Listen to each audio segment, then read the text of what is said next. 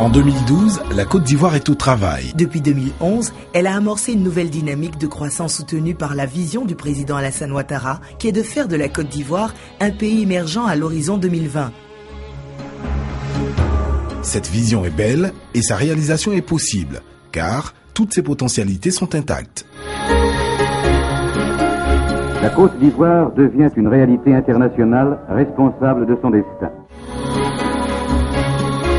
Son ascension à l'indépendance en 1960, guidée par la politique économique du président Félix Houphouët-Boigny, la Côte d'Ivoire s'est développée avec succès. Pendant 40 ans, dans la paix et la stabilité. Elle était la locomotive de l'Afrique de l'Ouest.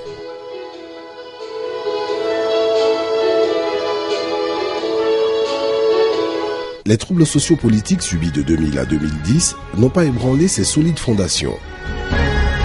Aujourd'hui, le pays se redresse, mais les défis sont à surmonter dans tous les domaines. Pour ce faire, le gouvernement a conçu une nouvelle stratégie de développement.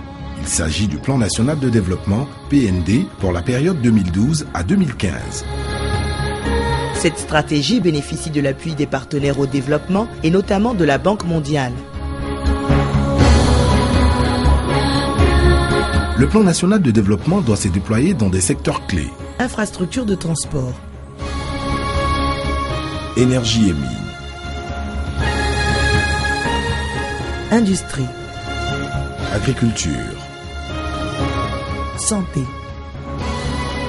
éducation, recherche scientifique et innovation technologique. Le tout dans la préservation de l'environnement pour un développement durable. Notre réseau routier comporte actuellement 8000 km de voies bitumées en état moyen. Il doit être adapté pour permettre une meilleure circulation des personnes et des biens et favoriser le développement harmonieux des régions. Pour accroître son potentiel énergétique, la Côte d'Ivoire va construire de nouvelles centrales thermiques et un 7e barrage hydroélectrique dans l'ouest.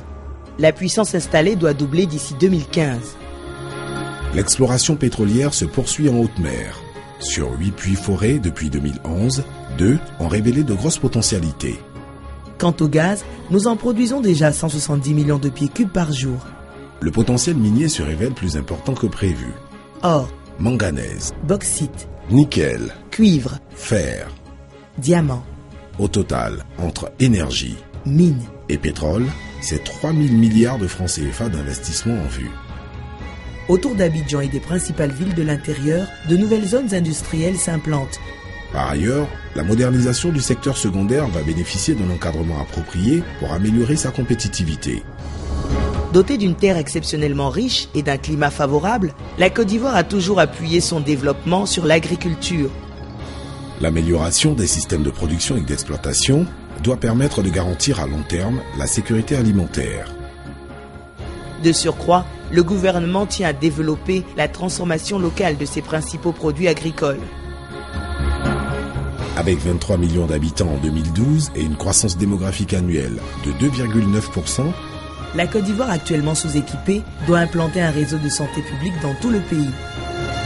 Les écoles primaires, les collèges et lycées n'ont pas suivi le rythme d'accroissement de la population.